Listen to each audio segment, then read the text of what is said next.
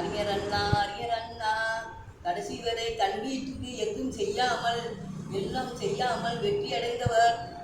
தன் வீட்டுக்கு எதுவும் செய்யாமல் மக்களுக்காக செய்தார். மக்களுக்கு மட்டும்தான் வாழ்ந்து காமராஜர் தோல்வி அடைந்த போது கூட வெற்றி கொண்டாடக்கூடாது என்றார்.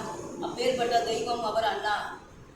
யாரும் நம்ம வெற்றி விழா கொண்டாடக்கூடாது என்று சொல்லிவிட்டார்.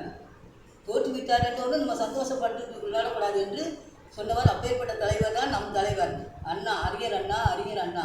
அண்ணா வாழ்க, அண்ணா வாழ்க, அண்ணா அண்ணா அண்ணா அண்ணா நாட்டுக்காக பிறந்தவர் அண்ணா. அண்ணா வாழ்க. அண்ணா தான் அவர் எப்படியெல்லாம் இருக்கணும், சுகமாக இருக்கணும் என்று நினைக்கவே இல்லை. அவர் தன் நாடு சுகமாக இருக்குன்னு நினைத்தவர் தான் அறிஞர் அண்ணா. மக்கள் சுகமாக இருக்க வேண்டும், முன்னேற வேண்டும், மக்கள் முன்னேற வேண்டும், மக்களுக்காக பாடுபட்டார். வீட்டுக்காக அவர் எதுவுமே செய்யவில்லை.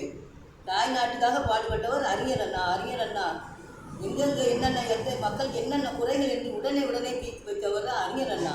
அவரை போலும் இருக்க வேண்டும்.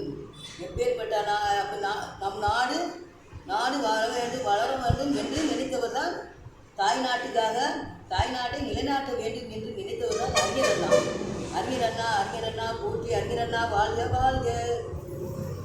அறிஞர் அண்ணா அந்த காலத்தில் எப்படியெல்லாம் பாடுபட்டார், எப்படியெல்லாம் வாழ்ந்தார், எப்படி சிறையில் இருந்து என்னென்னலாம் பண்ணி எப்படியெல்லாம் வாழ்ந்து எப்படி மக்களுக்கு செஞ்சு என்னென்ன நல்ல பேர் எடுத்தவர் தான் அறிஞர் அண்ணா. அறிஞர் அண்ணா.